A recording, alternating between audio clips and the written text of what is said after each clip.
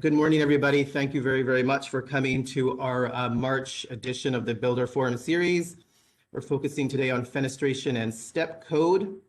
Today's event's brought to you by the Township of Langley Green Buildings Group and Cascadia Windows and Doors, and we're very graciously thankful to be sponsored by BC Hydro for funding the event. And as well, we have a special guest, Adrian Kenger from BC Hydro, to talk about the BC Hydro Clean BC new construction program.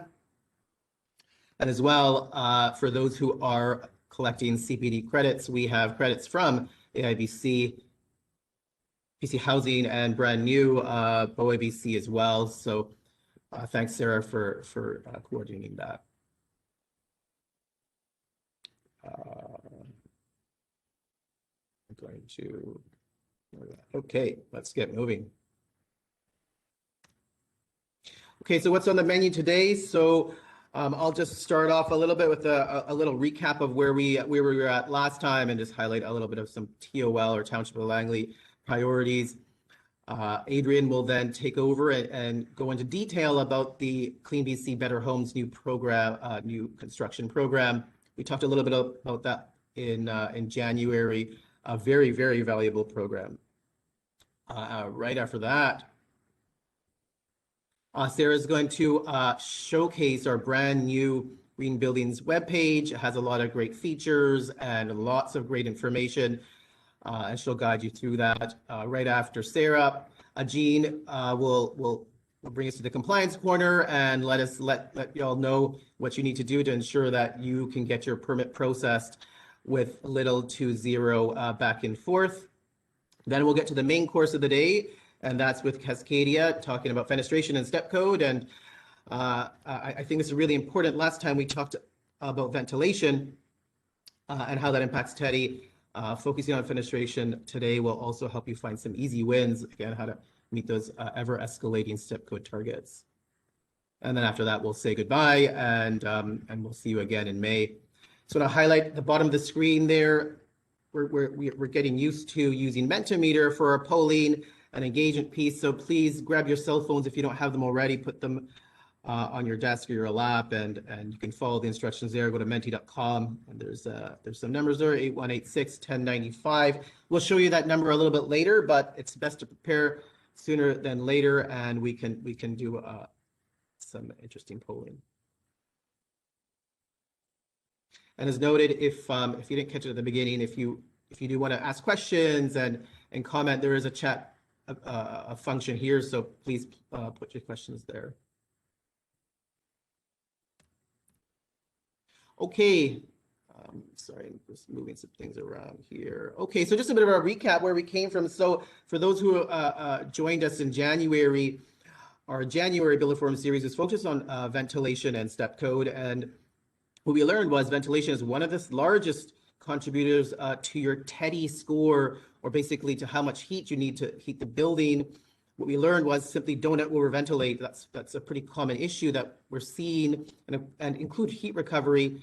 What we see here on the left is a type of pie chart, which is showcasing all the different components what contribute to increased TEDI. The blue section here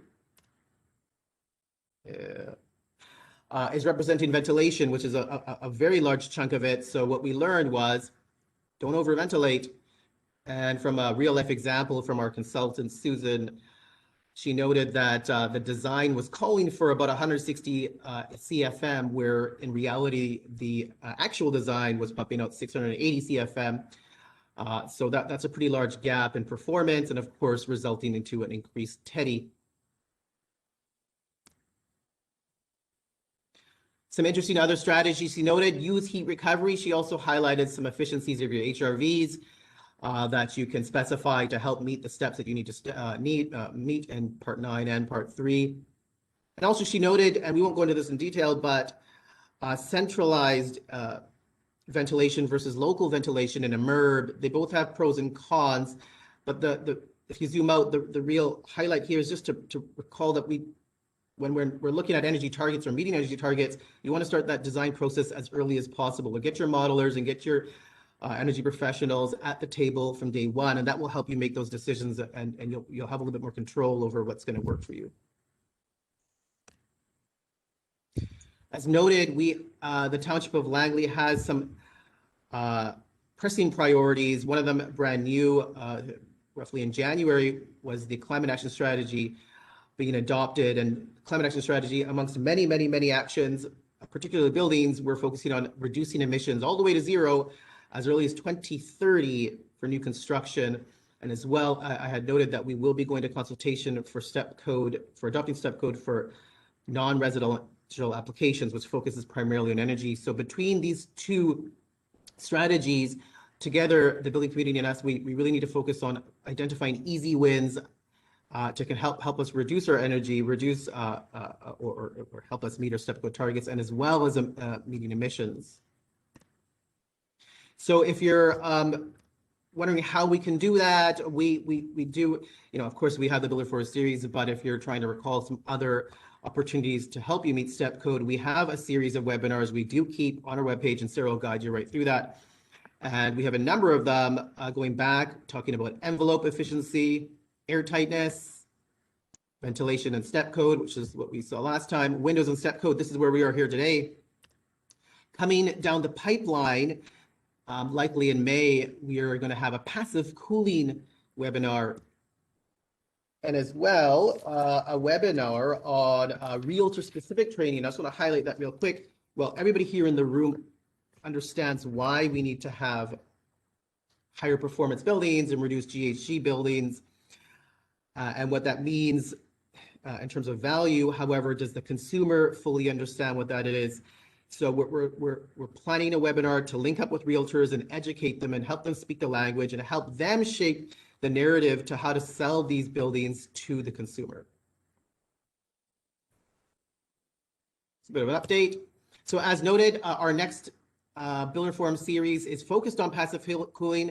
So for those who are making buildings, so for example, a MERV, and you are not intending on having a mechanical system for cooling, you'll need to reduce your unmet hours passively. In this next webinar, we're going to teach you what the data is showing you on what are feasible measures to help you reduce those unmet hours to meet your bare minimum of 200 hours.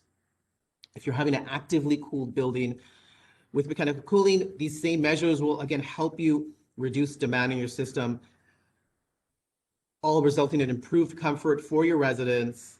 That's a huge value add for them, and as well for the building operator, reduce operating costs. I'll pass it over to Sarah to highlight some data we've been collecting to give you that feedback on what we're learning from the community. Well, hi everyone. This is the results of our survey from our last Builder Forum series. I see now there's a typo, and of course I didn't catch it before now, so January 27th. Sorry for the graininess of the slide as well. I'm not sure what that's happening. But so we had, for the level of satisfaction with the webinar, 77% were satisfied, 17% somewhat satisfied, 2% somewhat dissatisfied, and 4% dissatisfied. So we have a bit to work on there. There was some really good constructive feedback that we received that we will try to address and in our future, in our current webinars. We also asked, do owners ask for an HRV or an ERV to be included in their buildings? And 10% said frequently, 35% said sometimes, 37% said rarely, and 18% said never. Kind of related to that question, what percentage of your buildings have included an HRV or an ERV? About 3/4 to all have 34%. Just over half of their buildings, 14% said that.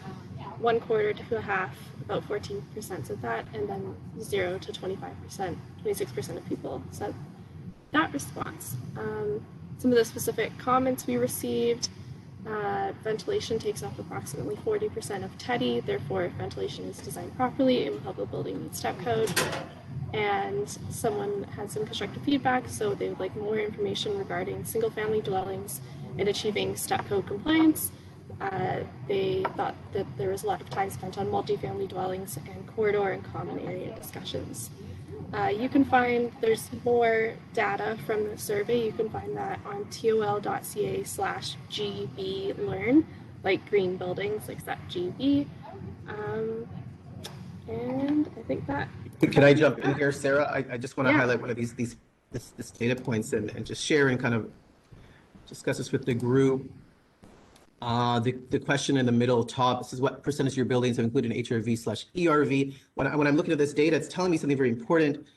What percentage of your buildings have included an HRV? So 76 to 100, it's about 34%. So this is telling me these buildings that are building, these builders that are building these buildings are always using an HRV, or roughly 100% of the time. And in the middle of the band, we're seeing a much less. But when we get to the end, or 1 to 25 or 0%, that's roughly almost the same. That's 37%. So it looks like there's these two different groups of builders, one on one side who are always using HRVs, and the one on the other side who are never using them. I'm assuming these people who are not using HRVs are either not building to step code or building in the very, very low steps, and they just really haven't needed them. So for those who have not, which is clearly by virtue of this data showing us that it's a decent chunk, people who are just are not familiar with them or not using them. And if it's anybody in the room here, please go to our website, and Sarah will show you where to look to see our ventilation and step code webinar to again show you why you really could use these. And again, it's all about easy wins, and HRVs can certainly shave off a few points off your TEDI, and again make that compliance part all that easier. Thanks. Great. Yeah, so now we have Adrian Cantor from BC Hydro, who's going to give us some more information on the Clean BC New Homes Construction Program. Adrian, do you want to share your slides? Yes.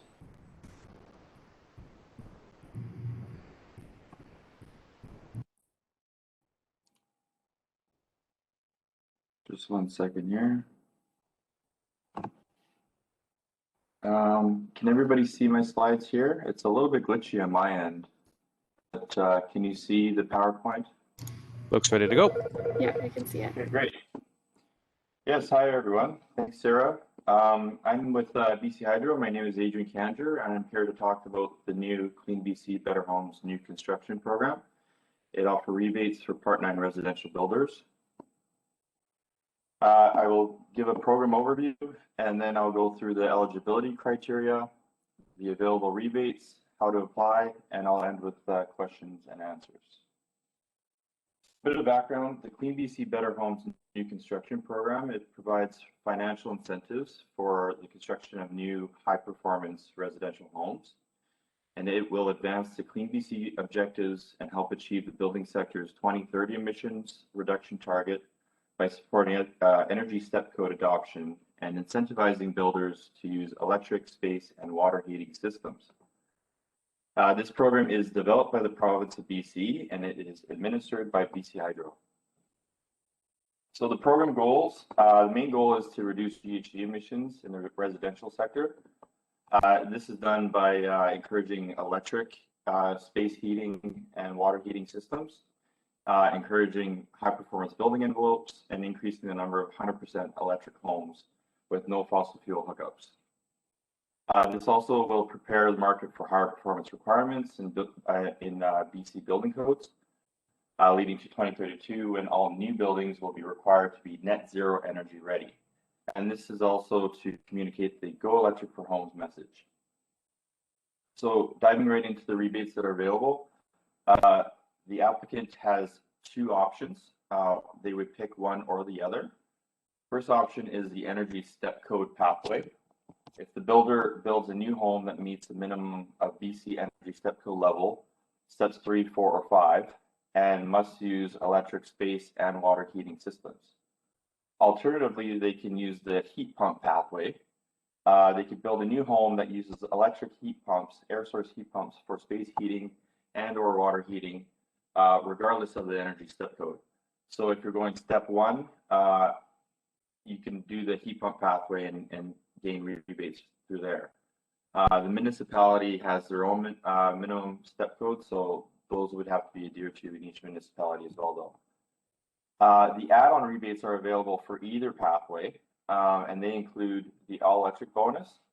So if you have a fully electric house with no fossil fuel connection, we offer $4,000 per dwelling unit. In addition, there's also the Energy Advisor Support Rebate, which we offer $1,000 per energy modeled home. So to be eligible, the homes must be constructed by a licensed residential builder, or it can be an owner builder authorized by BC Housing. The homes must be constructed in compliance with Part 9 BC Building Code, and where applicable, like I mentioned, the municipally adopted minimum BC Energy Step Code requirement. The homes must be built in BC Hydro territory, including US Electric. And the eligible building types include single-family homes, laneway homes, duplexes, triplexes, row townhomes, etc. For row townhomes and duplexes, triplexes, these apply to each dwelling unit. So for duplex, that would be ×2, except for the Energy Advisor. A single-family home, we do not offer the additional rebate for secondary suites, unfortunately, just for the one building. For the applicant would typically be the builder. All the rebates typically go to the builder, but the Energy Advisor can apply on the builder's behalf. All we ask for is a consent form. We don't need an Energy Advisor for the heat pump rebates, but if you are going for the Energy Step Code pathway and or applying for the Energy Advisor rebate or the all electric rebate, you must work with a program qualified Energy Advisor. And also to note that although this rebate just launched in December, we allow projects already on the go if they have building permits issued on or after April 1st of last year. So going back into the rebates, this is for the heat pump pathway rebate. If you build a home that uses an electric air source heat pump for space heating or water heating, we offer rebates. So in a nutshell, we offer $3,000 if you have a heat pump that's providing heat for your space heating, and $1,000 if you have a heat pump providing domestic hot water. $4,000 for a combo system. So the main thing here is just to make sure that the product that you're looking at is on the qualified product list. So for the heat pump pathway, as I mentioned, it could be a step one or any step for that matter to access these rebates. And then the bonus rebates are available as well, but you would need to work with an Energy Advisor to access those. $800 goes to the builder for the Energy Advisor, and $200 directly to the Energy Advisor if you're hiring an Energy Advisor, and $4,000 per dwelling unit for all electric on top, if that's what you're going for. Alternatively, there's the Energy Step Code pathway. If you build a home to step 3 or higher, we offer rebates. Important to note that you must be using electric space and water heating systems. This can be conventional electric baseboards, or it could be heat pumps, preferably. But the rebates available there are steps 3, we offer $4,000, steps 4, $6,000, and step 5, $10,000, and that applies to each dwelling unit. As mentioned before, same thing goes for the optional additional rebates of $1,000 for Energy Advisor and $4,000 for the all electric. So to apply, if you have your building permit, you basically can apply at any time. We get you to get familiar with the eligibility requirements and the terms and conditions. And then online, we can get you to submit the pre-registration form. As I mentioned, this is typically done by the builder. It is not done by the homeowner. The Energy Advisor can apply on behalf of the builder. So you submit the pre-registration form, basically saying what kind of house you're building, what rebates you're going for, and then with 30 days, we'll give you basically a green light that your project has been pre-approved for the rebates, and then you have 12 months to complete your project. And at that point, we would get you to submit the post-construction application form with the supporting documentation, which I will go over. And then at that point, we will issue the check. So for the supporting documentation, the main thing here for the heat pump is basically the heat pump installation invoice. And that would be submitted at the post-construction, basically after it is installed. We only require the energy advisor consent form if the energy advisor is applying on the builder's behalf. If the builder is applying, we don't need that. And then if you're going for the additional rebates, in those cases, we would ask for the energy advisor's as-built BC Energy Compliance Report. But if you're not going for those, we don't need that. We just need the heat pump installation invoice.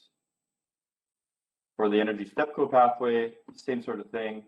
There is no invoice required. All we ask for is the as-built BC Energy Compliance Report and essentially the end file as well for this step code. And nothing in addition for these additional rebates. I'd like to note also that Passive House is available as well, so that's $10,000 per dwelling unit available. Just to close up, some of the key points here. This program is a provincial program and it allows top-ups with municipal rebates and or federal rebates. So essentially anything province to province is not eligible as a top-up, but we allow top-ups municipal and federal. I mentioned this before as well. Projects already on the go with building permits on or after April 1st of last year are eligible. This budget is allotted $3.5 million over the 2 years, but we are already 30% committed. So I'd say based on this trajectory, we're already $1 million in committed. So I think we have about 6 to 8 more months at this rate for this program to be available based on the available budget. And we're targeting a total of about 500 applications. So everything is available on our website at the Clean BC website. All the info is there. There are links to apply for your pre-registration form. General inquiries can be submitted here, but essentially you can email me directly if you have any questions about the program. If you need help with application, I'm your go-to guy for that. Let me know if you have any questions about your projects. I'd be happy to help. Just a side plug here, there's also the Clean BC commercial program for Part 3 buildings, and that's available here. I won't discuss that program, but if you need a contact there, shoot me an email and I can get you with the contact covering that program. That's the end of my slides. I can open it up for questions. Okay. So we had one question come in that Kevin already addressed. It was just about what are the rebates for renovations. And so Kevin directed them to go to the Better Homes BC website for the renovation rebates. Did you have anything to add on that, Adrian, or is that the best advice? Yeah, that would be the best advice. All the rebates are available through the Clean BC website. Unfortunately, I don't cover the rebates for existing buildings, just for the new construction. But yeah, that is the best place to go. Okay, great. So the next kind of more directly related question is, if you put in a gas line for only a barbecue in the backyard, does this disallow, I'm guessing, the all-electric rebate? It would, yes, it would disallow the all-electric. If you had a propane tank for the barbecue, that's fine, if it's not a hookup. Okay, great. We had another question. How many applications have been participating in this program province-wide, and how many applications in the Lower Mainland / Fraser Valley? Do you have that specifically? I don't have that right on hand, but I've seen all the applications come in. I'd say throughout BC, it's been pretty balanced. Quite a bit on the island. It hasn't actually, I thought there was going to be a lot more Lower Mainland, but it's actually been a pretty balanced mix throughout BC. Okay, that's great. And we have another question that, if we can't answer your question right now, we do answer the Q&As afterwards. But this is a general question just about BC Hydro. So has Hydro upgraded their systems to handle the increased electrical loads with EV chargers and all-electric homes when considering the aging grid system? So do you have that answer? I don't have that answer, but yeah, we have been planning for this for a while. We are encouraging more electrification. Typically throughout BC, I feel that we have enough to support the grid.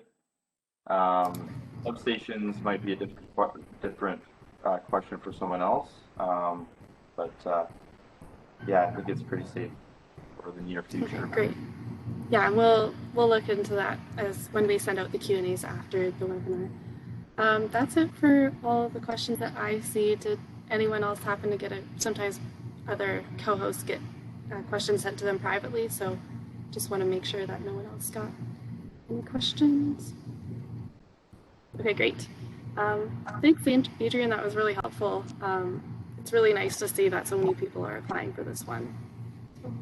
Thank you. Feel free to reach out. Awesome. Okay, so now we're going to move on to some new information. Let's just make sure my screen's sharing properly first. So everyone sees my PowerPoint view right now. Okay, awesome. So next we did some updates to our Green Buildings web pages, and I'm just going to do a brief demo on all of the information that's on there. And we're going to start off with a question, just to see if you have visited our Green Buildings web pages. So if you go to menti.com, menti.com,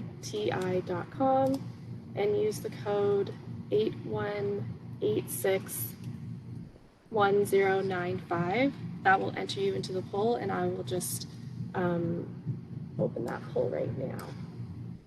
And this should come back on.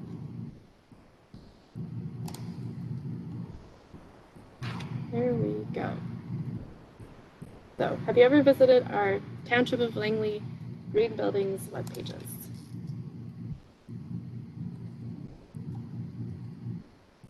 We got live results coming in.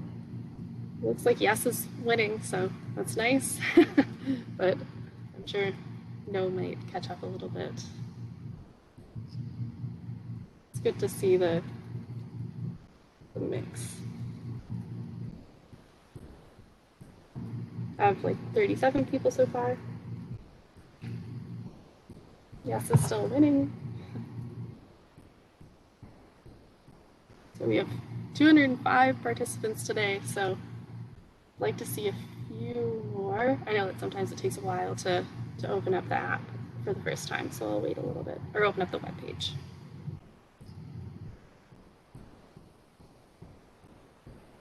One person being very honest that they don't remember.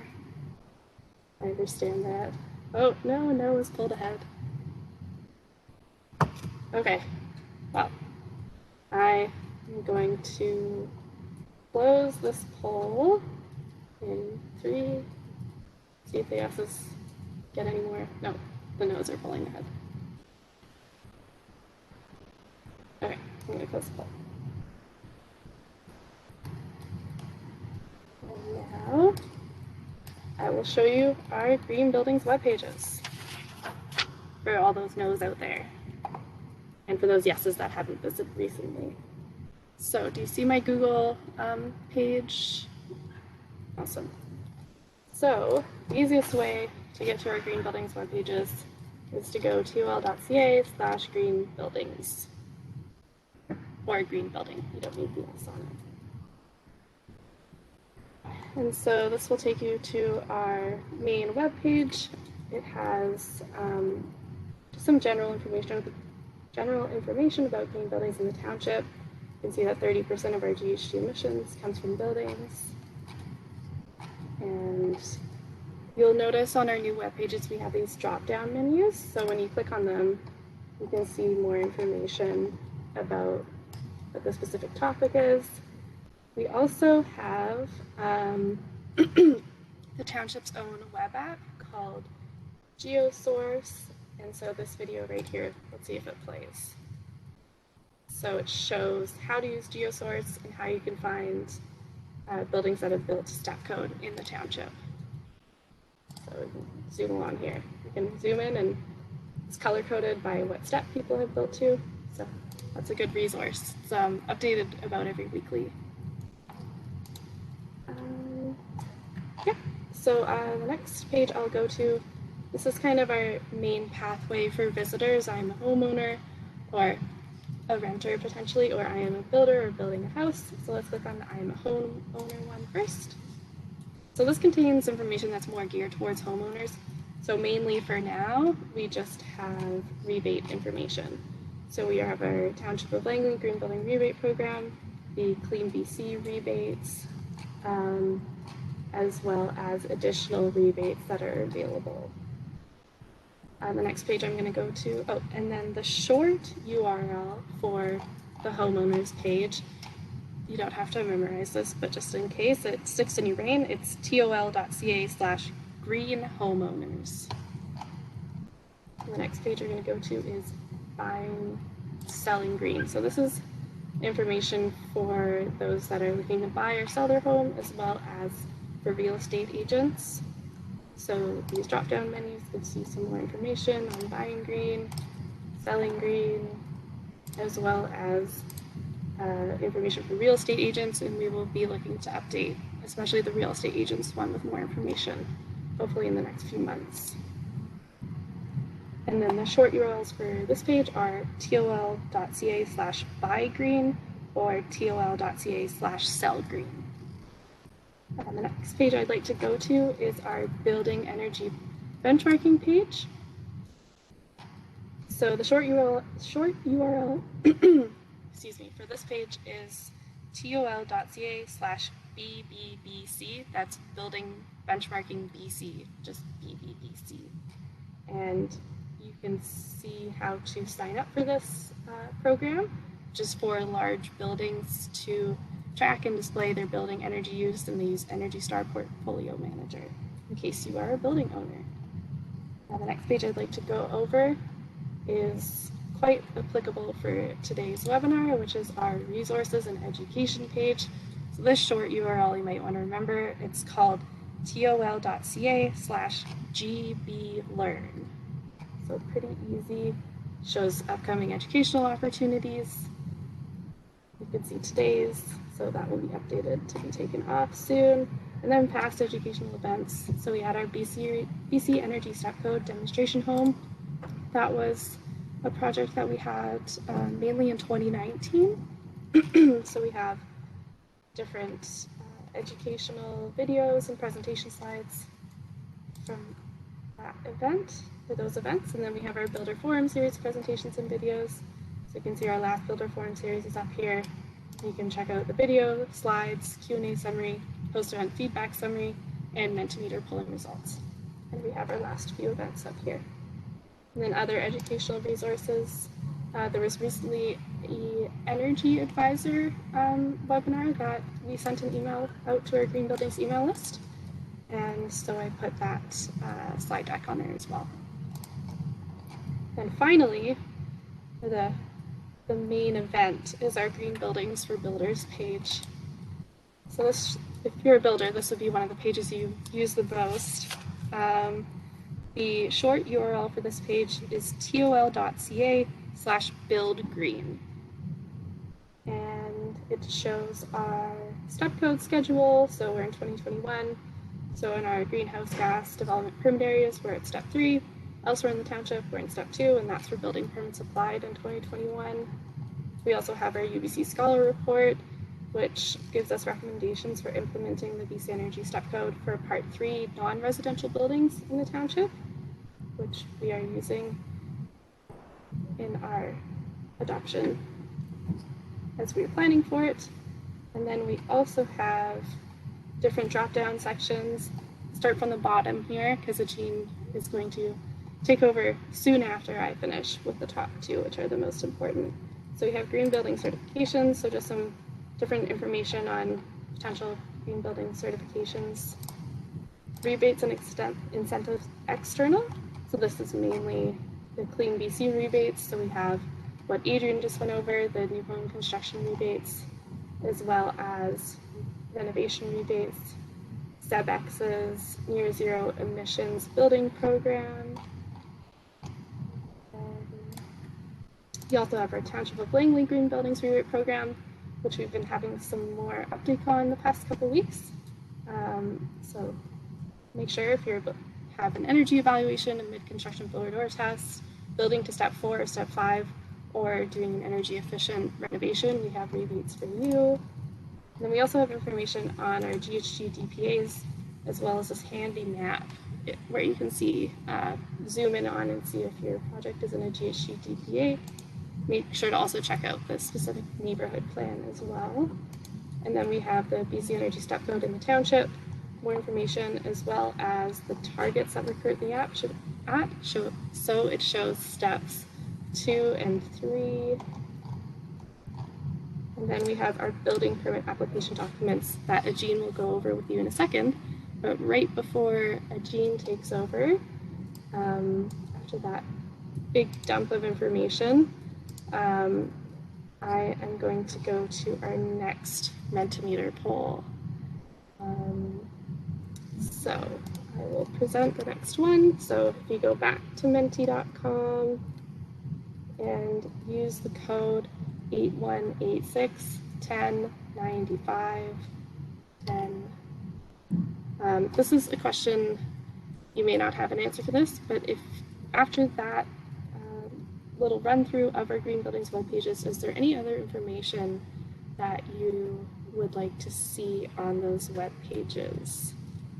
More of information, and then this will go, that's too bad that I'm not sure. Speed approval of, maybe that was one phrase because I don't really understand it as multiple words, but I'll be able to see your results afterwards and it will, okay, there we go. It does put the words together. That's good. So I know this one might have a little less participation, but we'll wait a few, I don't know, 30 more seconds before moving on to a gene section.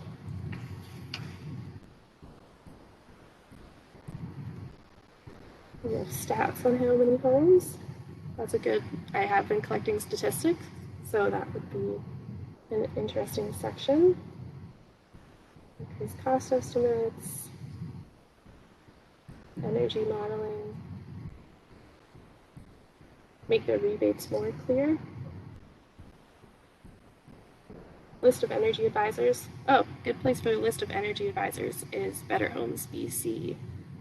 They have, it's pretty easy. I think you just go into their menu and you can see the list of energy advisors, but we can also include a link for that on our page. So that's a good idea. Mid-rise buildings, passive knowledge. Okay, that's great. So I'll leave this open, and Ajeen, if you want to start sharing your screen, we're going to get some really important information from our building energy specialist, Ajeen, more about the technical building side of things. Thank you, Sarah. I'm just going to share my screen. So can you all see my screen? Okay. Yeah, I just noticed we have some of them already requesting for energy modeling information, and I assume one of those comments was like speed of approval. So I think this is going to help you with that. Okay, so let's get started. So as Sarah went through all these, this is where you can find the building permit application documents. So Part 9 buildings is pretty much been the same. We haven't changed a lot. I think we had a discussion during the last builder forum that we are going to update the web page and like these are the documents that we are looking for. So what we kind of notice is that there's a gap, like we don't have those in our web page. So we have updated it. And also one of the comment what we received last time was that uh, some of you have not even seen those documents. So we thought like we'll link it to the website web page so that like it's easy for you to navigate. So we have categorized this into part 9 and part 3 buildings. So for part 9, we haven't changed a lot, so it's still the same, but please make sure you submit the latest BC Energy Compliance Report, which is revision 2 and 3. And you do have a link here that takes you to the step code webpage. And this is where you can find, I mean, this is revision 2 and 3. So these are the compliance calculator, the most recent compliance calculator. And make sure you submit section F as well. Now, that's what we have for part 9. So everything else is the same. Part 9, you've got energy modeling report, energy statement on drawings, which we have some sample energy statements, and also air barrier details. So that's you must be pretty much familiar with all these. So I'm not going to go into details of this. Now, when you're coming into part 3 buildings, we have part 3, like we have categorized it for step code projects and non-step code buildings. So uh, now this one is a Township of Langley Energy Intensity Report. So if you click that, you can get a downloadable, like a fillable form, and you can fill this up and then put your sign here, like a professional engineer sign, and you can submit that. When you go back, you have this is the part 3 step code energy design report. This is again leading you to step code web page where you can download the latest version. So this is the version what we have now. So you can click on that and you can download that. Uh, Then, yeah. So another thing is that energy statement on drawing. So I have been receiving different kind of energy statements. Like some of them are not clear, some of them has got half the information. So we have created a spreadsheet, which is pretty much similar to City of Vancouver. So here, if you download this one, you get it's a spreadsheet, and we have classified for step code, NECB and ASHRAE performance path, and NECB and ASHRAE prescriptive trade-off paths. So you can fill up this and then take a copy of this one and paste it in your drawings, and make sure you submit energy drawings for energy statement on all drawings, I mean architect drawings, mechanical and electrical drawings. Because most of the time what happens is that the architect provides energy statement, but then the mechanical and electrical kind of forgets it. So and then energy modeling report and thermal bridging calculations, which I think like thermal bridging calculation is basically the BC Hydro uh, BC Hydro calculator, but then I did not put the link there. Why? Because you also have an option to provide a detailed report if you want to. So we just want to keep it more generic. Now for part 3, we have the design intent letter, which is very similar to intensity letter, but now this is for part 3 non-step code projects. So here, this is again a fillable form. You can click on whatever is applicable. If you're going for performance path or a trade-off path, you can select them, and then you can select those compliance requirements, like what is your pathway. And it also shows like what are the documents required for each for the building permit application. So for example, if you're going for an energy statement, energy statement on drawings, and then if you're going for prescriptive pathway, you've got an NECB and ASHRAE compliance forms. And then if it's trade-off, you've got the comp check or NECB simple trade-off report. And then energy modeling, you can provide an energy modeling report. And then this is going to be where you put your seal in. Yeah. Now coming back, so if you are taking a prescriptive pathway, as you know, like there's like two different ways to go, like NECB checklist, which is an NRCan checklist, which you can download. and then you can fill this up and submit it.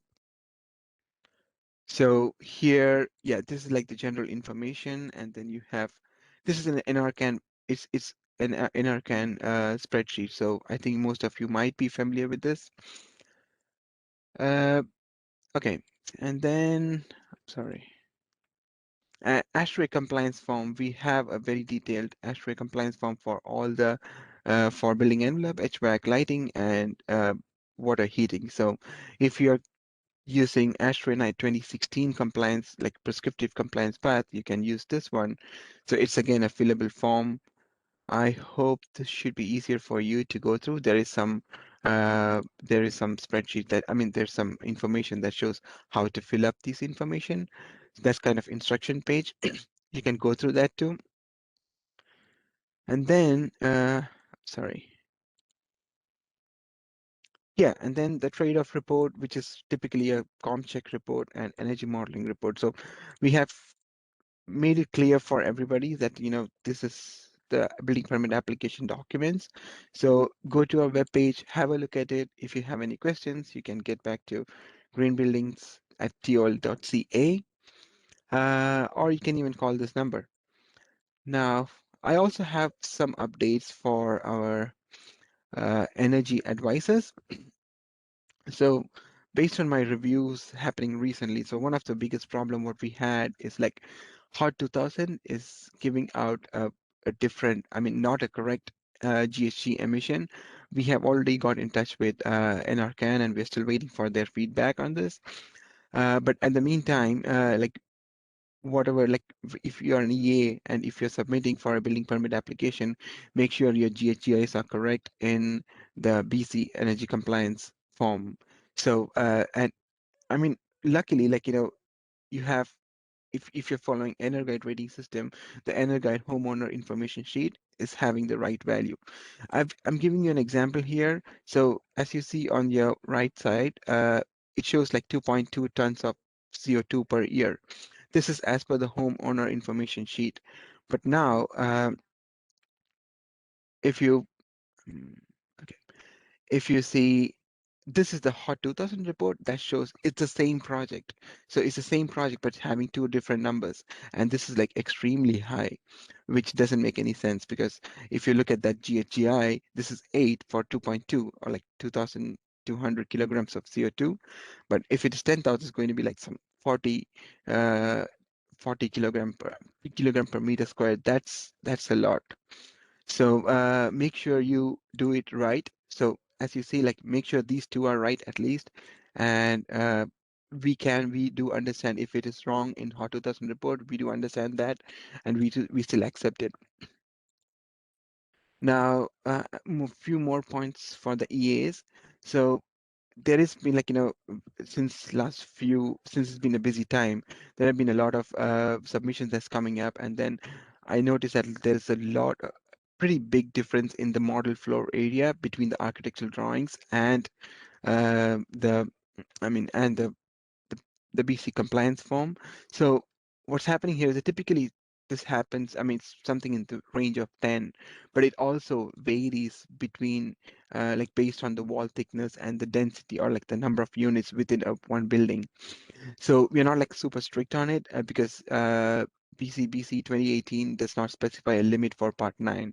For Part 3, yes, there is a limit of 5%, but for Part 9, you don't have any limit.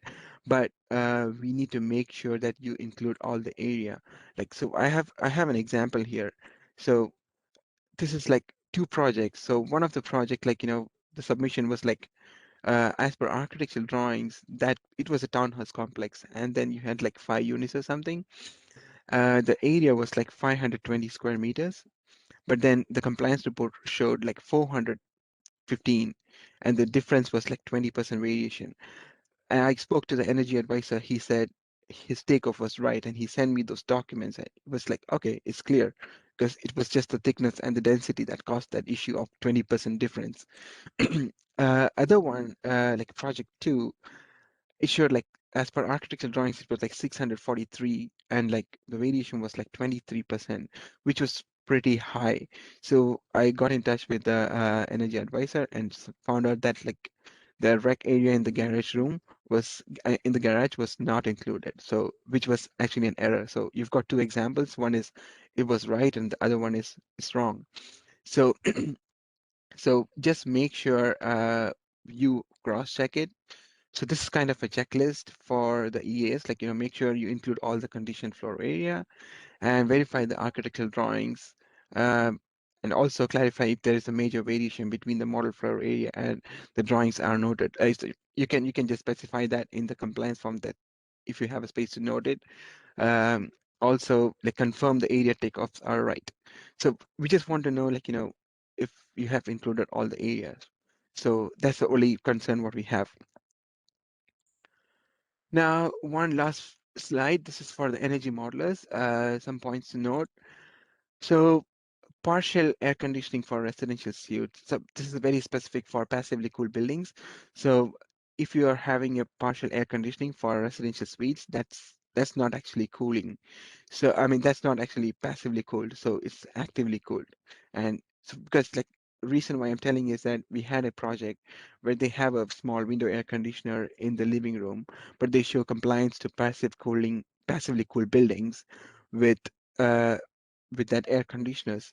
So which means that's wrong. So if you have an air conditioner in the space, you have to comply. You have to comply with the active cooling requirements, not the passive cooling requirements. Now, if you still want to show the passively cooled buildings compliance, switch off the schedule the air conditioners so that it's off during the passive cooling time, and then show the 200 hours requirements. That's it from me. I'm going to hand it over to Michael from Cascadia. So, Mike, you can start sharing your screen. If you have any questions, you can put them in the Q&A. Or yeah, questions should go in the chat box. Thank you.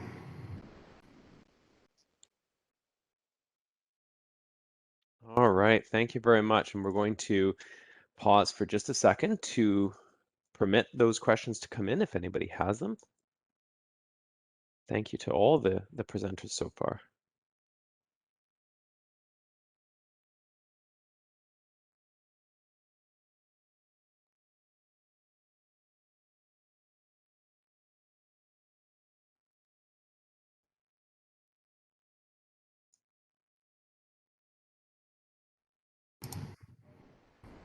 Okay, I don't think there's any questions coming in, so you can go ahead, Michael. All right, thank you very much, everybody. Okay, well, that's a lot to follow, but I feel as though this will be interesting and useful to supplement all that good information that was shared previously. What I've been asked to present and provide today for the final learning segment of this webinar is a look at what will be the future of fenestration, windows and doors, in the new world of the BC Energy Step Code. So we're going to end up looking at how higher performance windows can offer the best bang for buck towards compliance. And if you haven't already guessed, we're going to be focusing on the building enclosure portion of compliance and the part that the building enclosure plays in energy calculations. In particular, what do I have to share in the slide deck? So here's our agenda. I'm going to give you just a 1-minute intro to our company, Cascadia Windows and Doors, mostly so you know where our biases come from and so you can kind of filter that out. And then we're going to look at understanding design flexibility for projects that become offered or enhanced by the building envelope and a fenestration-focused approach for the building envelope's design. Then we're going to discover which passive elements of the building enclosure have the highest impact on energy efficiency and how you can actually target your attention on those elements for improvement for the whole building, the whole project. We're going to understand the objectives of thermally improved window installation detailing, as well as actually some real life examples where I'm going to highlight a couple of potential pitfalls to build your awareness of what's coming. And then we're going to finish up with learning options to optimize new construction based and renovations based on strategic use of high performance window products. So that is all to come. Here's my real brief intro to our company, Cascadia Windows and Doors. Cascadia Windows and Doors is a manufacturer based in Langley, and we manufacture window and door products for commercial and high-rise multifamily buildings, as well as passive house projects and single-family home residential projects. We also have a separate product line that's not windows or doors. It's a thermal spacer for use in cladding support systems. The products that we manufacture that aim at these applications include a fiberglass framed window wall, and fiberglass framed windows and doors, punched and strip windows and doors, and a fiberglass framed factory built storefront glazing system. Like I mentioned, we're located in Langley. We were founded in 2008, and our primary markets are all up and down the west coast of North America, including a few more localized eastern markets. Our company purpose was sort of defined out of our focus in fiberglass and the material science behind that common characteristic throughout all our product lines. Fiberglass enables us to innovate and construct building products that enhance a building's ability to conserve energy. And out of a focus on that, we've come to state that our purpose is to provide simple and cost-effective solutions to ever more stringent energy code requirements. So let's segue into the general problem with buildings and a justification for why are there ever more stringent energy code requirements. So we can all acknowledge that from a point of view of concern over climate change and potentially the ability to aim our actions and our choices in a way that can positively influence how we as a society mitigate climate change or the effects of climate change, let's acknowledge where we're at in our professional industry. And so we have a big piece of this problem that we could have a positive effect on. Buildings is about 30%, directly or indirectly, of all carbon emissions in our locale. And when we start looking at that chunk, at buildings, and we start looking at energy use and correlating it with carbon emissions, we look at natural gas as about 2/3 of our energy use, about 62%, based on the most recent numbers. But in fact, it is about 93% of all the related emissions. So that kind of is logical. The most obvious carbon-based fuel used will contribute the most emissions. And just an acknowledgement to the Township of Langley. Thank you for sharing your slides. This is a logical group of big moves that the Township of Langley is taking, and a lot of progressive municipalities and provinces and states are taking. But if we look at our part to play in this as participants in the construction industry, we've got 40% to aim ourselves directly at. We've got items number 2 and 3. So that means we can probably have one of the largest positive effects on mitigating climate change just by our own practice of our businesses on a day-to-day basis.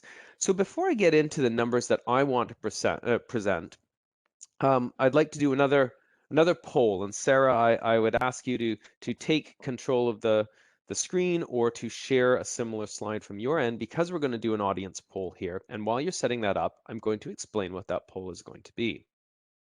For everyone who sees this slide with this one old building, the Marine Building in downtown Vancouver, this is the first of 3 photos of buildings I'm going to show you. And I want everybody to guess, what is the overall R value of this building? And I'm going to give you a few clues before you guess what is the thermal resistance or the overall insulative R value of that whole building enclosure.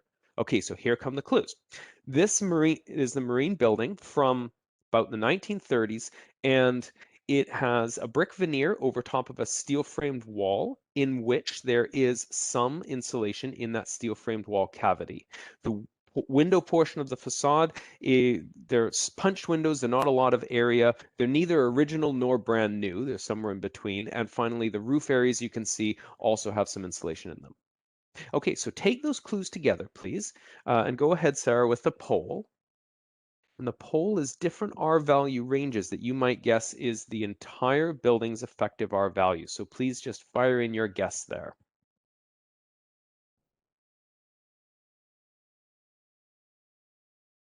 And it's always wonderful as a presenter to see one's audience interact. So please do your best to to log into the menti.com site, use the same code as before and put in your guess. We're going to leave this open for about another 4 or 5 seconds for everybody to who's logged in and wants to participate to enter their guesses. It's interesting to see quite a range, optimists, pessimists, everybody in between.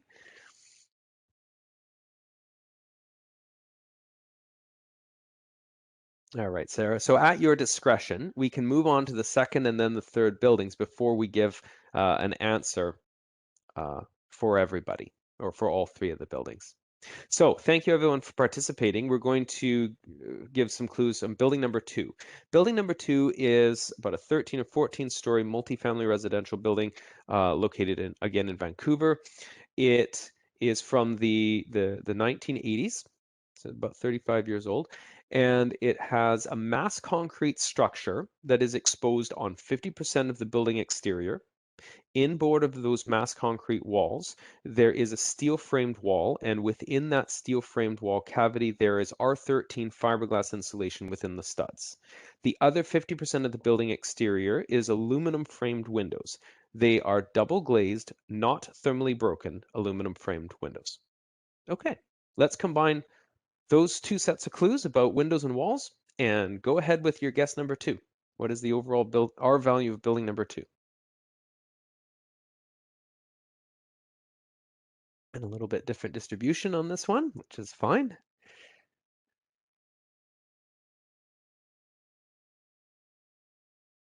Thank you again, everyone, for participating with the guessing. It's fun, at least for me to watch. We're going to give this one another 4 or 5 seconds for the poll to remain open before we go on to building number 3.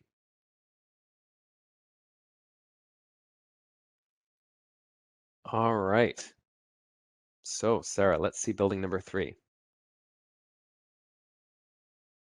All right, building number 3 is a lot more modern. It's less than 20 years old, and it also has a lot more glass.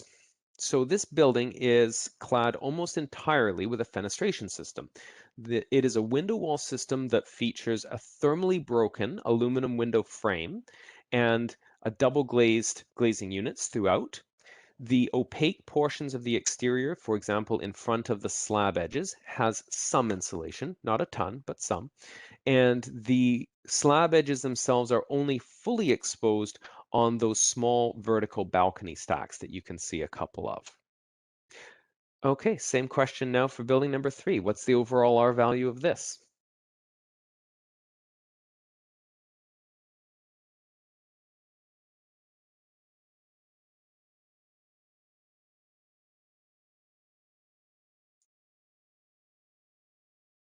All right. Less clarity on this one, lots more even distribution amongst the guesses. Thank you one last time, everybody. Sarah will probably close this in 4 or 5 seconds. And let's close it down, and I'm going to take the shared screen back so that I can carry on not only with the answers, but give everybody allay the suspense here. All right, so as it turns out, and thank you, Sarah, for running those polls, and this might disappoint some of the people on the call, but as it turns out, all 3 of these buildings are somewhere between R2 and R3.5, which was the second choice in all cases. A couple of things this tells us. Number 1, this is not an old buildings versus a new buildings problem, or old designs versus new designs. It's in fact, the oldest building defined the high end of this range and the newest building defined the low end of this range. So from an industry perspective, we as an industry haven't really been setting buildings up to be all they can be from a thermal efficiency perspective ever, or at least up until the last couple of years when the BC Energy Step Code finally started to kick in. To give everybody a non-construction example of this level of performance, right in the middle of that R value range is the R value of a good fur coat. So take that for what it's might be worth to you. We are finally, though, finding that there are a lot of municipalities that are starting to dictate better performance, and thankfully, because honestly, that R value range that we've been achieving as an industry is not awesome by any means. We have examples all over North America popping up where provinces, states, cities are all dictating better performance and regulating it, and the township of Langley is amongst the leaders, which is great to see. But no matter what size region we're looking at, cities or countries or anything in between, regulatory changes have to be based in reality. Essentially, first we have to have the tech, then we can change the laws, the regulations. You can't do it the other way around. It does not work. So what we see is companies and industry parties who develop or produce new technology are actually enabling the regulations to become more stringent over time for the eventual good of us all. So let's understand how new and novel programs and regulations such as the BC Energy Step Code differ from so many previous requirements. Just a primer on this point. There's some limits to the depth of our review in the next, well, in fact, 30 minutes. I'm not going to teach you how to be an energy modeler. It's not possible, and I wouldn't be the instructor anyway. Compliance with energy codes is achieved through multiple measures, and we're not going to be looking at every single one. But every project starts somewhere. Every project starts with one. So what we're going to explore is what might be the most efficient starting points so that your project ends up with energy code compliance. And here's a graphic for me to explain how this new BC Energy Step Code differs from all previous codes. And all previous codes, whether it's in British Columbia or elsewhere in Canada or elsewhere in North America, were generally based off of, or at least included, a prescriptive path which read like a recipe. And essentially the recipe between having text and tables provided targets for walls. So for example, an R value target for the walls and a separate R value target for the roofs and a separate R value target, or more specifically, a U value target for the window systems. But little to no attention was paid about, one, how those assemblies knitted together and what the effects were where they interfaced. And also number two, there wasn't really a whole building outcome targeted. It was just assumed that the result would be right if you got the right inputs.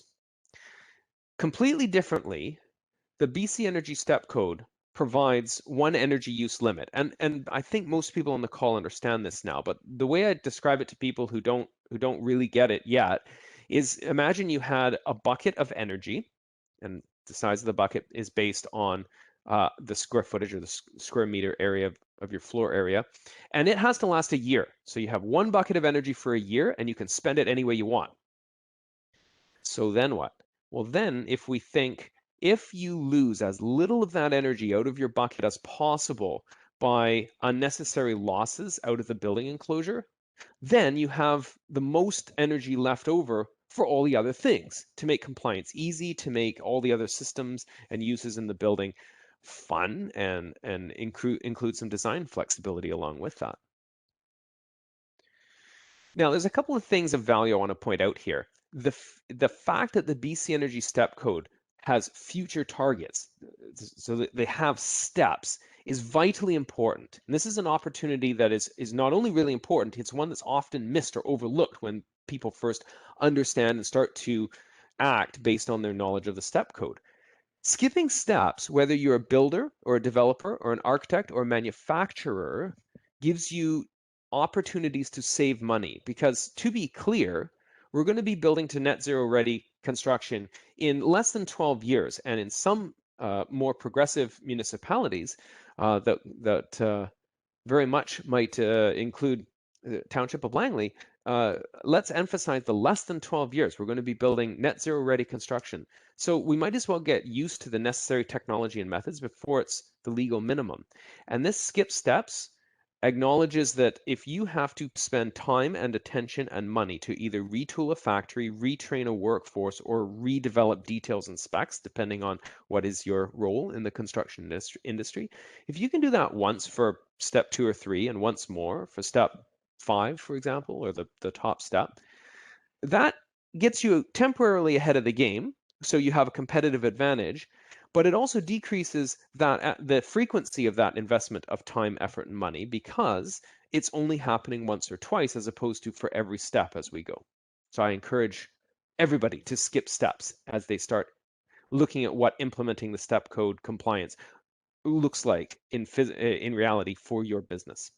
Now, we are going to, for the rest of this session, look at targeting the weakest link. And like I said, we're talking about the weakest link of the building enclosure. What might we gain from that? And by the way, of course, I'm going to pick on Windows. Windows is the weakest link in the building enclosure.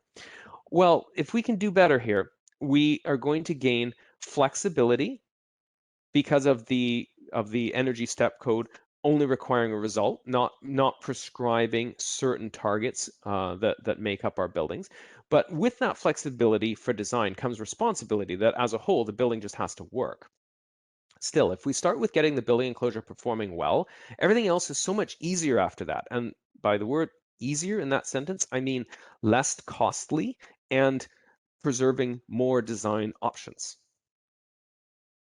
So I'm going to run through a little example here that illustrates the impact of Windows on whole building enclosure performance. We're going to start with a multifamily building. Doesn't have to be a mid-rise, but to fit this example, it could be a low-rise.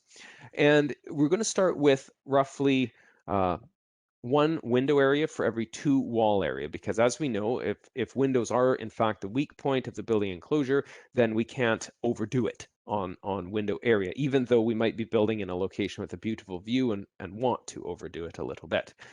I've heard from a lot of building energy modelers recently that step code compliance in the neighborhood of step 2 to step 3 requires an overall building enclosure R value of somewhere between like 7 and 9. So since this is a hypothetical exercise anyway, we're going to pick that midpoint of R8. And to do the exercise, I'm going to use an R value calculator, a very simple area weighted average calculator that's available on the Cascadia Windows website, and that most of you could probably build with a simple spreadsheet. And I'm just going to enter some values here. And what we're going to see as an output of this exercise is a whole building enclosure R value. And the value of doing this is going to be able to see within a split second the influence of changing one variable at a time. So area, 2 wall for 1 window and a little bit of roof to keep things realistic. Conventional roof, about R25. These are effective R values, and I picked this one for the wall because it's the last prescriptive R value that existed in ASHRAE before we switched over to the energy step code. And for windows, I'm going to assume that if we're talking about a larger building, then we could be including an aluminum framed example here. It will at least exaggerate the differences enough for this exercise. And a traditional sort of middle of the market domestically produced aluminum window product, when considering operable windows, fixed windows, doors, slab bypass, and corners, is going to have an effective R value somewhere between 2 to 2.5. So despite probably ruffling feathers no matter what value I picked, I'm going to pick that value, plug it in here, and show that our whole building R value ends up to be about 5.5. Now, 5.5 is a lot better than those 3 buildings that I asked everybody to guess the R value of. But it's a far cry from our R8 target. So if I were to double up the wall, I've not even increased the R value of the whole building by 1, even though I've increased the R value of the wall, which is more than half the building, by R16. So not much bang for the buck there. And similarly, for improving the roof, you could add R25 billion to the roof if you could physically do it. And it's not going to move the whole result for the building even a hair. So brings us to windows, the weakest point. If we were to use a thermally improved frame, and what would that look like? That would look like a composite frame. Most common examples are fiberglass and PVC, or some blend in between.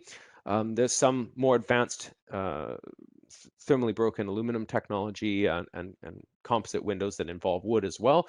But anyway, a very thermally improved frame, same amount of windows, same double glazing, give you an R value of about 4 for your windows, or metric U value of 1.4 if you're into metric U values. This value has not increased the window performance by R2, not even, but it has improved the entire building by R3. So massive gains from just focusing on that weakest link. And you can start dialing back the performance of other assemblies a little bit. This is a minor savings, but it's instructive, because what it means is that a little bit of performance here at the weakest link can save money all over the place everywhere else. Now, if we want to exaggerate the difference this can make, we take this composite frame, this is high thermal performance window frame, and we throw one extra pane of glass in it. So we triple glaze that same product, same quantity of product. Now we can actually, since we're so far above our target R value, we can actually reverse the ratio of window and wall and end up with a building that's 2/3 glass, 1/3 wall, and maximizes every view in every direction, which is not only still within our hypothetical R value target, but think about what that does to the value of the building for a developer who wants to enhance the view from the suites because it enhances the value of what they can sell the building for. Now, this little product level choice has changed the value of the building. So that's my that's my physics to advocate for what is an example of how windows can influence not only building enclosure R values, but the capital value of an entire building. So to recap, design flexibility, well, what else could it mean? What do you need exterior insulation? Well, if you improve the weakest link, which is not the walls, it's the windows, maybe you don't need to exterior insulate if you improve the windows enough. How about the mechanical system size and type? Well, you get the system right, now you can downsize it because you have less losses through the building enclosure. How about if you just want a bigger house, bigger home? Yeah, you can do that. Better fenestration can help you get there, or just more fenestration. Now, I know that a lot of people are looking at single family or low-rise buildings, but I want to show both a high-rise and then a low-rise example of what does it look like if you have a window product enabling higher glazing area, because this is that one related to how much might the developer sell a building for if it can take advantage of views. So if you had an aluminum window wall that was just on the cusp of conforming with energy step code based on 40% window area, and you were to use a composite window system that has a better performing frame in that same situation. Now, there's less energy usage for this building, so now we're going to allow that energy usage to creep back towards the worst allowable case, but we're going to make the change to the window area by increasing it while still keeping the energy use within targets, and 55%, 60%, even 65%. Now, that is a different building from a view and desirability perspective than the starting point. So that is enabled by a better performing window system and specifically frame technology. Now, same thing applies, same concept. It's just I changed the graphic. I changed the graphic to a mid-rise building. The same idea. So let's pause with that thought that good windows are not just a good idea in and of themselves. High performance windows from a thermal perspective enable a whole bunch of positive changes, including cost savings with the rest of the building. And now let me turn our attention with that idea established and at least acknowledge what else is important about window systems and integrating them into your building. Well, that could be a long lecture and it's not going to take place here. So just pick a few high points. Air leakage. Let's just acknowledge a few fast facts about air leakage. Windows and doors that swing shut commonly work for reducing air leakage better than ones that slide.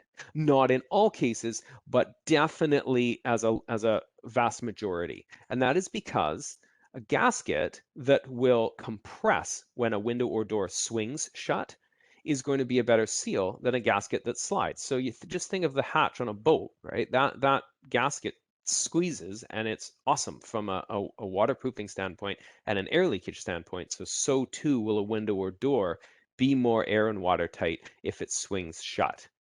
When it comes to doors, in particular, swinging doors, sash designs and door sills that have a compression seal, like this compression gasket, will involve a little bit of a step where the sash overlaps the sill. It won't be a perfectly flat sill, but that step and a gasket that squeezes in between the sash and the frame will generally perform better. So if that is something you're trying to watch for to ensure that your swinging doors provide reasonably good air tightness, and they don't drag down the whole building's result, try to look for door products that have a little bit of a step in the sill and they squeeze a gasket in there instead of just having one rub the sill. Why does air leakage matter in window and door products? Well, air leakage is a measurement of the entire building envelope, which obviously includes the window details and the window seal. So the products that you're procuring and the air tightness of those products impact the air exchanges of the whole building, and that's a key measurement for compliance. Air leakage at and around windows and doors is getting more and more scrutiny by builders, by developers, because they involve a lot of pieces, a lot of moving parts, and the least control you could possibly have. You're buying a manufactured product that's coming and will perform just the way that it happens to perform. You can do a good job of installing it, but from its outer frame in, you just have to trust the manufacturer. So having simplicity in your building envelope, having simplicity in your building enclosure detailing, that will generally enhance air tightness. And then the previous thing that I mentioned, compression seals, is another thing to look for in products in general that will enhance air tightness. Let's move on to shading. And in this case, we're really talking about controlling solar heat gain so as to not have too many overheating hours if we're passively cooling our building, which is a good opportunity that we should always explore in this climate zone. So first off, look at building form and things that surround the building. When you're thinking of ways to control the possibility of solar heat gain causing overheating, first look at the shape of your building and what you can do with the shape of your building and the overhangs of your roof, as well as things that surround the building. Consider the placement of the building itself. And now I want to fully admit that most buildings are constructed on a site that pretty much control your orientation. You're not building a house on a hill in the middle of 100 acres. But given that, simply consider your orientation as a way of informing you about how much attention are you going to have to pay to other measures, as opposed to pretending like we have control over which way our building might face. Now, once you've got the building form dialed in best you can and the overhangs, consider exterior shading. If your overhangs aren't going to cut it alone, which they are in this case, consider adding exterior shading elements to control solar heat gain. These also can provide privacy and reduce glare as well. Finally, if you've got the building form and the supplemental exterior components dialed in best you can, now turn your attention to the product itself. So the glass that you order in your windows and your glazed doors will influence the amount of heat that's gained through the glass.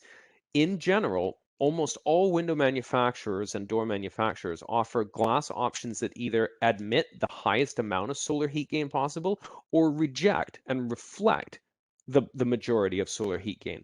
And those choices are usually very nearly cost neutral. So you can choose, usually without changing the product itself, what performance you want out of the glass related to solar heat gain. One more point about shading. I was kind of working from the outside of the building down to the fenestration products and now inside of the building. I want to point out that interior shading devices provide privacy and they reduce glare, but they don't have any effect on reducing solar heat gain. Whether you have your interior blinds up or down, once the sunlight has gotten through the window, which is through the building enclosure, and it warms up your interior blinds, doesn't matter if your blinds are up or down, the heat's already on the inside of the building. So interior blinds don't have a positive effect or they're not a useful measure for reducing solar heat gain. The heat's already gained. So here's a summary of that. When we consider that all of these potential options influence privacy, glare management, and reducing solar heat gain, overhangs do a great job of managing solar heat gain if you orient them well relative to the window size and positions, and pretty much can help with glare if they're oriented correctly. Exterior shading devices, depending on what they are, whether they're shutters or just architectural features, they can improve or address all of those things. Low E coatings on the glass is basically going to be a given anyway, so use it to your advantage and use it to reduce solar heat gain if that is a need for your energy calculations. It's almost free compared to what you would do anyway. And that can have a massive beneficial effect, is just selecting a low E coating that reduces the solar heat gain as much as you need it to. And for interior shading, just be aware, it's great for providing privacy, it's great for controlling glare, has no bearing on controlling solar heat gain. Moving on to another physical detail, and this is a little case study without an obvious finish. There is a wonderful project going on in Ontario that is rehabilitating basically a gut and reno of a high-rise building to make it a passive house retrofit. And one of the things that was a question during design and caused a little bit of adaptation when the mock-ups and the installation of the window systems began is the ideal window placement within the wall. So this is talking about how far into the wall or how far out towards the exterior of the finished wall should the windows be placed. Well, there's first an energy modeling conversation, because in general, for thermal efficiency, you want to place your window as close to the middle of the line of the insulation as possible. In contrast to that, this little model here shows a window product sitting on a concrete wall, that concrete wall having exterior insulation, but the point where the window meets the wall is actually having no insulation overlap whatsoever. So this point all the way around the window is a massive thermal bridge. What is this compared to? If this was a passive house level window product with triple glazing, leaving this thermal bridge in is basically like having it double glazed. You're basically wasting the triple glazing and cutting its performance in half by leaving a thermal bridge all the way around the perimeter of the window just because of the window installation detail. Now, conceptually, what helps with that? Well, bring the window out in so that it can align with insulation better, and also see if you can overlap the insulation on one or both sides of part of the frame. Those strategies in concept are what will improve the amount of thermal bridging connection from wall to window, and this is actually less than 1/18 of the losses that were in the earlier example. Now, what did taking that concept and putting it into practice on a concrete building like that tower look like? Well, what it looked like was based on the calculations of where the window should be to align with insulation and to be adequately exposed to solar heat gain, but not more. It meant moving the window out beyond the structure. So the window wasn't actually going to have enough bearing to sit on the structure. And if this was a wood frame building and you're thinking of your rough opening and your sill, this would be moving the window frame all the way out beyond the wood framing and the plywood. So why would you ever do that? Well, there could be, if you're using exterior insulation, advantages that you can show in a model for your building's thermal performance. But how do you support the window? Gravity still exists even in a passive house. So the idea here is to support the window with a big angle, a structural angle. But if that structural angle was metal, it would still be a thermal bridge. So the idea was use fiberglass, use a composite material that has low thermal conductivity. But the thing is, gravity doesn't work in practice as consistently as it works in simple AutoCAD drawings. When it comes to window products transfer the weight of the gravity load of the product through just a few points. And what turned out to happen is that a novel idea like use a fiberglass angle to support a window ended up causing that angle to bend. And it was already a 1/4 inch thick angle, about 5 times stronger than it needed to be from an engineering calculation. Nevertheless, it still bent and had to be doubled in its thickness. And the cause was, instead of the window bearing on structure, the window was bearing its weight outside of structure. And we as an industry are going to have to be more and more cognizant of this for 2 reasons, because this will influence your work. Reason number 1 is that moving the window out beyond the framing to better align with exterior insulation is a sound strategy in almost every case for thermal reasons. Number 2, triple glazed windows are becoming an obvious cost-effective way to enhance energy efficiency of a whole building, and they're 50% heavier, always, because there's 50% more glass. So I'm going to leave you with just awareness of this situation without an obvious solution to it, because I don't have an obvious solution to it.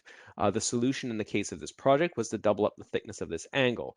I think if I were to revisit this project, I'd I'd push the designers to consider how far can you bring the window outside of the wall, just to the point where it's enough, but not further, and just try to strike that happy medium. All right, so now I'm going to start wrapping up.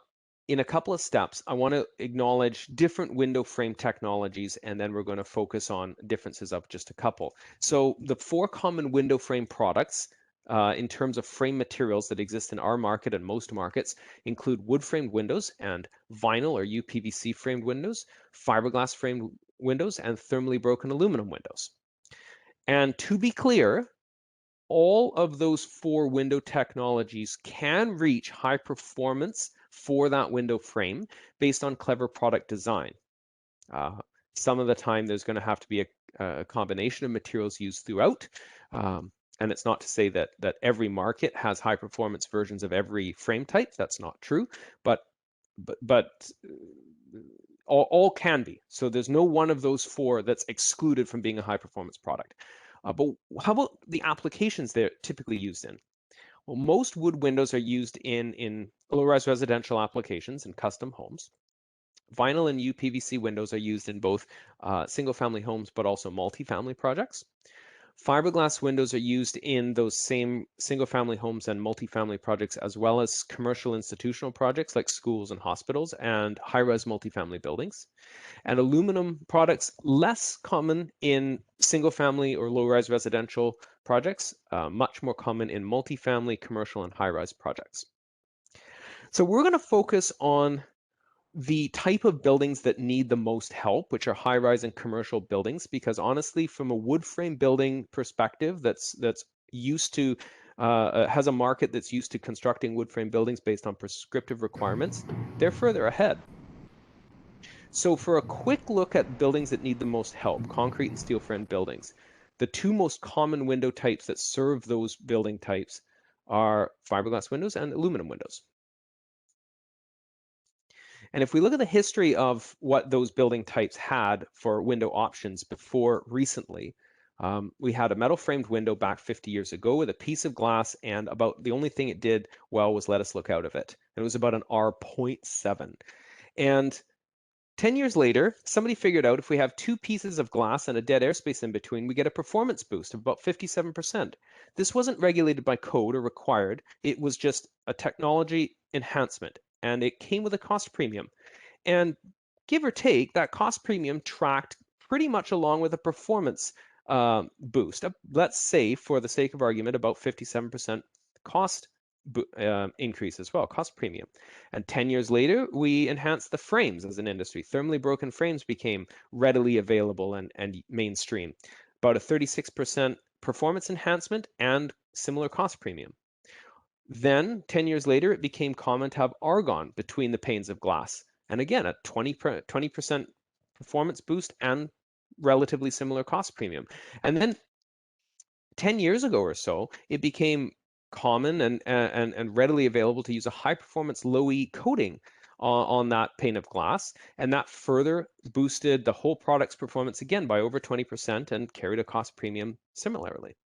And in the last 10 years, and this is really where regulation has started to influence our industry and even the product design and manufacturing side, we have now got to a point where we can have, and products are readily available that fit the description of having a composite and fully insulated frame, a low thermal conductivity frame, and one more layer of glass, which doubles up on the options for these previous performance enhancements, low E coatings and argon fills, and you end up with a performance boost of something around 170% compared to just what was commonplace a decade ago. But in this case, it's almost cost neutral. And that's aiming to the effect of regulations over the medium term. Everybody looks at regulations like the BC Energy Step Code and other things that the township might do or other cities might do. They look at them as cost adds, and therefore they look at them negatively. But even over just, if you spread that view out just over a few extra years, this beneficial effect from technology and performance, like the end of this slide shows, this is the actual influence of regulations on our industry. And this is wonderful as an example of how our industry can move forward. Quick comparison there to put some numbers to it. If we're talking about a thermally broken aluminum frame compared to a low conductivity composite frame, and this is not singling out a particular manufacturer. This is using an average of domestically produced product performance from North America, both from on the left, a thermally broken aluminum product, on the right, it says fiberglass, but just use that as a proxy for a composite frame, a low thermal conductivity frame with high performance. And if you had a window of this shape, and it had a good double glazed unit in it, you'd have a composite R value for this particular window of about R2 effective and about R3.74, North America's typical composite product. And that's an 85% improvement just because of changing the frame technology. That's critical. One more state-of-the-art example, because I was talking about averages in those previous examples. State-of-the-art now for a higher performance composite frame compared to the base case for aluminum would be about 100% improvement with that same glass in it, and about a 250% improvement if you add one more layer of glass to that same window. So why are we so hyper-focused on window frames and glass when we're talking about energy code compliance for whole buildings? Well, 30 to 50% of a building's heating and cooling energy is lost through windows.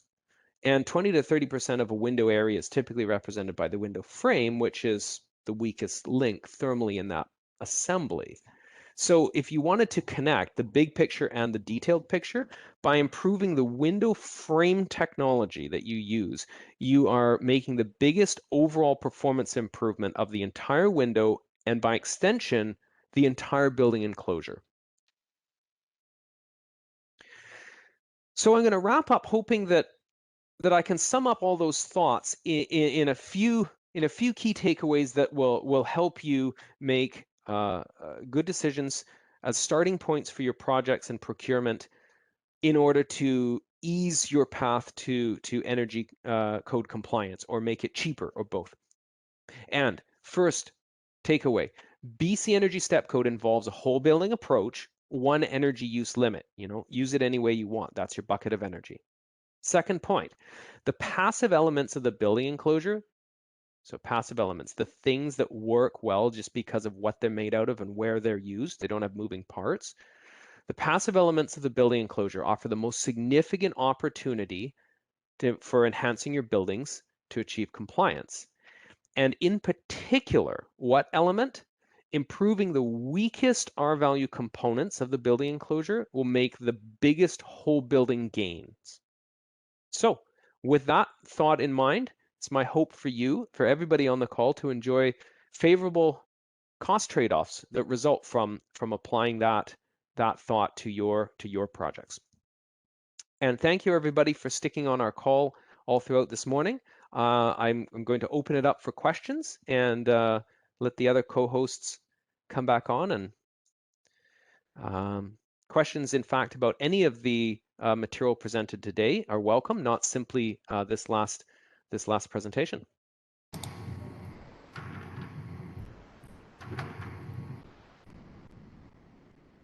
Awesome. So did you receive any questions privately, Michael? I will return to my chat log here. Okay, I have some. I'm just going to maximize my view there. Thank you for bearing with me. Okay. So one of the questions was related to solar heat gain, and it was the question says, what solar heat gain per orientation would you suggest for Vancouver? So a couple of comments there.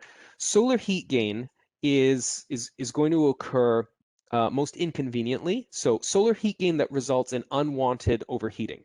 So let's just narrow our focus to trying to answer that question. For mitigating solar heat gain that results in unwanted overheating, we're looking at south and west exposure of fenestration. Overhangs, so the building form, can much better address southern exposures because the sun is higher in the sky when it's shining on the building from the south. So an overhang of a south-facing window is a really effective shield to that window in the summertime months when overheating is most commonly a problem. On west elevations, you're a little bit more stuck with other strategies. And the other strategies could include either exterior shading, slight angling of the window so it's not right facing west when the summer sun is setting. A slight angle will help you.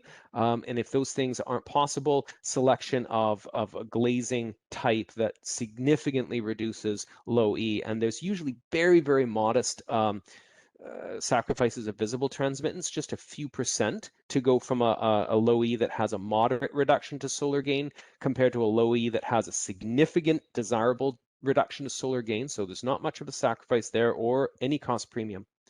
For orientation, which was the nature of the question, I'm going to admit that when you gave the example of Vancouver, there's not a lot of locations in Vancouver where the choice of building orientation on the site is going to be so free that exposure to sun is going to dictate that choice. Almost every building lot in Vancouver is going to be going to have the building sited for other sort of more large scale issues. But hopefully what I said technically would allow you to make choices anyway, whether you have choice or not on the orientation. Couple of other questions. Thank you, Sarah, for reminding me that these came to me privately. One of the questions is, could you return exterior insulation into your opening to keep a window in its regular position? And this question came when I was talking about the sort of newly expanding discussion and question about where within the plane of your building, where within the depth of your wall can you position your window to optimize the frame interface with exterior insulation.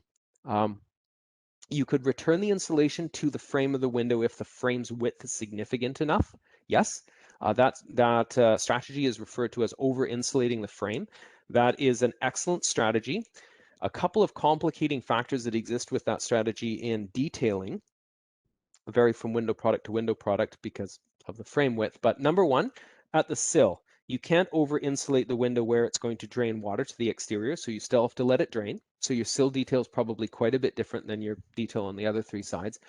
Second is, how do you attach the exterior finish? How do you attach the cladding returns and flashings? You just have to think about that a little more because you can't screw it to the face of the window frame for most window products. Most manufacturers aren't thrilled about that idea. So that's a good idea to the person who asked that question. Thank you. It's good to bring up the idea of returning insulation to the window frame a little bit, as opposed to bringing your window out way out beyond the point where it's no longer properly supported for gravity load. But over insulation brings up detailing questions about drainage and attachment of exterior finishes, which there's so many variables you have to address that question on a project by project basis.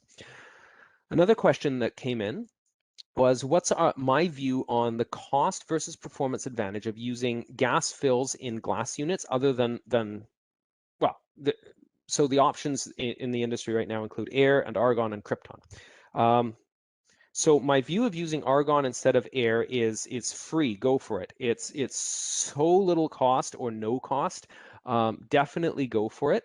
There's never been a better time in terms of glass unit seal technology and reliability than there is right now. I would say that your glass units should be coming from a glass unit fabricator that's IGCC certified, which is required if your window is modeled to NFRC thermal modeling. So if you're procuring products that have an NFRC sticker for the thermal performance of the product, it means that glass unit has come from a glass unit fabricator that has the most rigorous industry standards and testing involved for those units. Those seals will keep argon in pretty well. Argon should be chosen as a default. There's very few instances where we should not choose it. Krypton.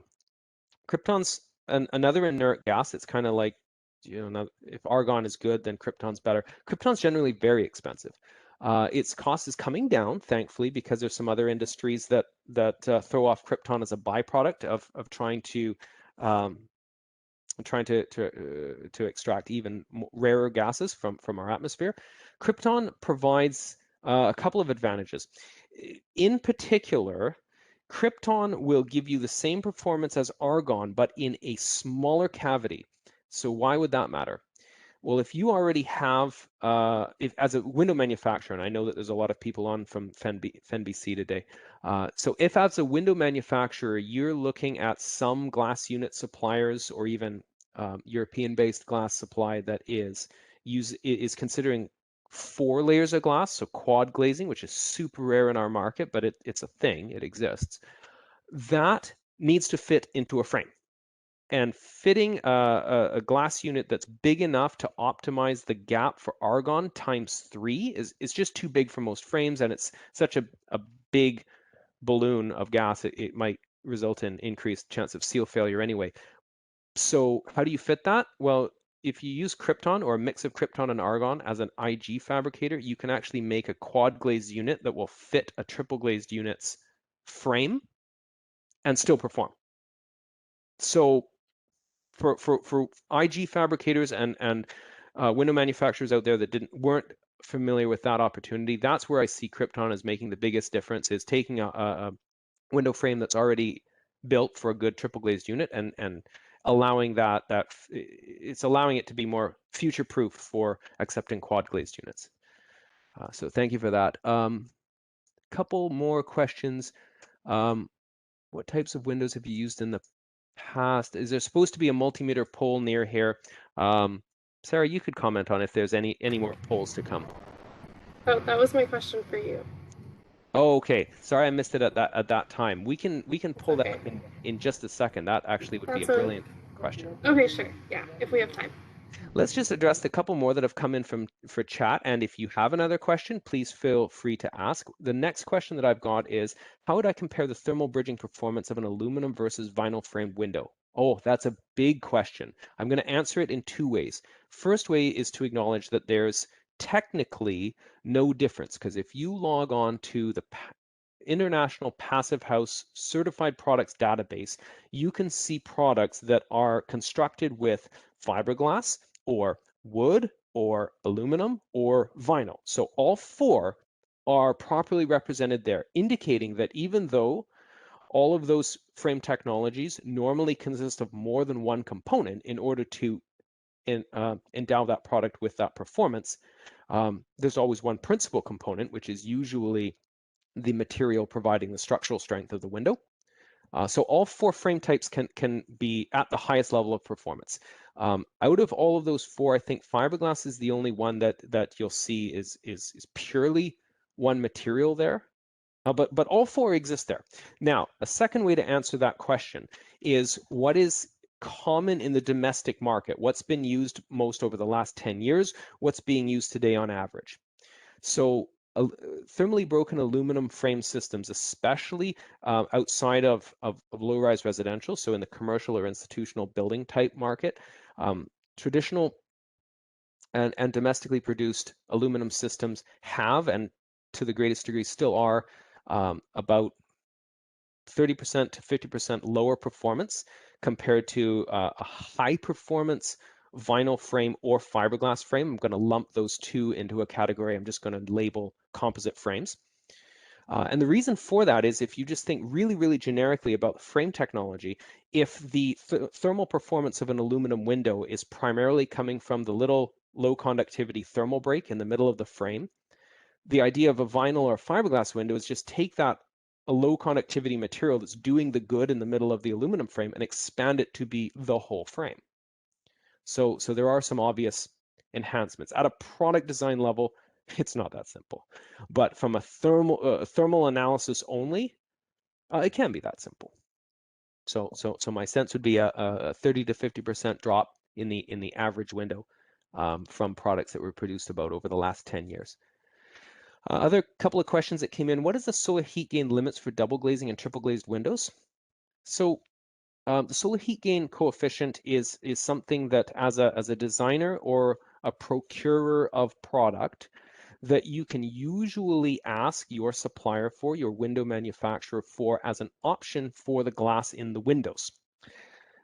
And if our company is an average example of this, we have a couple of different glazing suppliers that have pretty much a menu of low-E coating products that are part of the glass. So the glass options that we would provide include an option that provides high solar heat gain, which is rarely a good idea, but it can be strategically used in some cases, like in passive houses.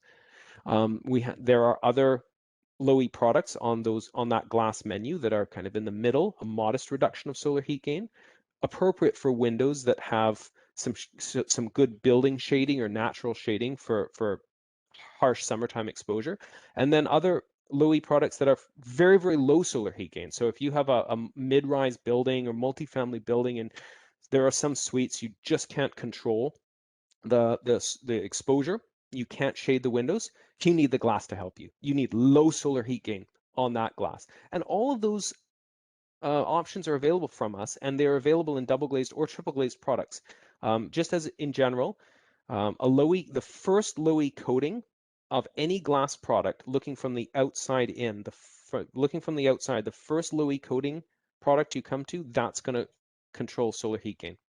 So it's that first outer coating, usually on surface number 2, the inward facing surface of the outer pane of glass.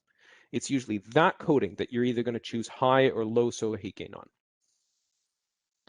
Another question, how much does triple glazing add to a single family home window package over double glazing? So this is going to substantially depend on the cost of the window product as a whole, the frame technology and the overhead of the factory and the company that built the product. I'm going to use our company as an example. So in our single family home quotes that we have supplied over the last, I would say, 5 years, the typical upcharge to go from double glazing to triple glazing in exactly the same package is normally 12%. That percentage comes from a range being about 10% to 15% as an add, if you want some bookends on that range, but the average is 12. The performance is almost doubled. Another question came in about gas fill in glass units, and I think it was a follow-up question to my earlier comments when I was recommending argon for sure and krypton very occasionally. And the question is simply, will the gas fill not leak out over 20 or more years? Depends on the glass fabricator, honestly. There are some glass fabricators that have really, really durable, well-tested seals. And while it is true that if you took 1,000 of their units and put them in an exposed, harsh environment for 20 years, would there be some locations where the argon gas has leaked out? Yeah, but not many. Very few, in fact. So what's the worst that could happen in 1,000 units if you have one or two that after 20 years the gas has substantially leaked out? Well, that's not great because it means that there's probably a seal failure, if not at least a small one. So you could get fogging in that glass unit, which would lead you to replace that unit. Or if there's not fogging yet, you could have a little bit of a concave look to that where argon has leaked out, but air has not come in between the panes of glass to replenish that lost argon, because it can diffuse out if there's a gap in or a thinned out portion of the seal. But again, that's a pretty low price to pay. 1 or 2 units in 1,000 after 20 years have minor compromises compared to the benefit of using argon, which is in the neighborhood of 30 to 40% performance improvement across all glass units. And if you have triple glazed unit, that benefit is times 2. So look for good, reliable,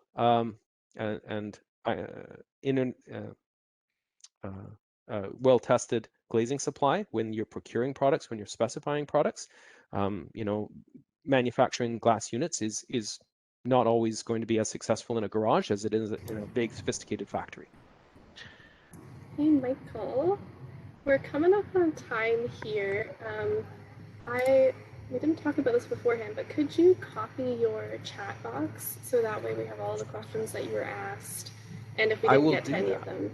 I will do that. Yes, thank you. And for everybody who's adding more questions, thank you so much. I think I'll probably only have time to address another 1 or 2, and Sarah, you can be the judge of this. Yeah, I think we're probably gonna finish it off now. It's 10:59, and Kevin's got a couple concluding statements. So, thank you so much.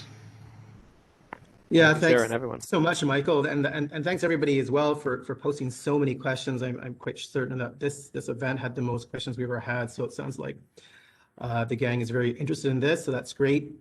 We will follow up with any of the questions that hadn't been answered. So just to note, you will get credits for attending this event. So BC Housing, you'll get a note via email if you're getting AIBC. You don't have to do anything. For those who are getting BC CBDs, you submit on your own. You'll get credited for the length of time that you had attended. So if you're here for 2 hours, then you'll get the full 2 credits. Big thank you to Michael and Cascadia for this awesome presentation. I think we all learned quite a bit here today. If I kind of zoom out and just kind of one of the real big takeaways I get from this presentation was really early on in the presentation where you highlighted those 3 buildings, and Sarah, you had a really cool poll about that, where we had 3 buildings from 1930s to somewhat much more recent, and we looked at that R value, and really what we saw was there wasn't really any meaningful change, not a reduction in thermal resistance of the envelope, which highlights again why we now have energy step code to set targets and limits for energy use. Otherwise, it's very clear that things don't just kind of improve on their own.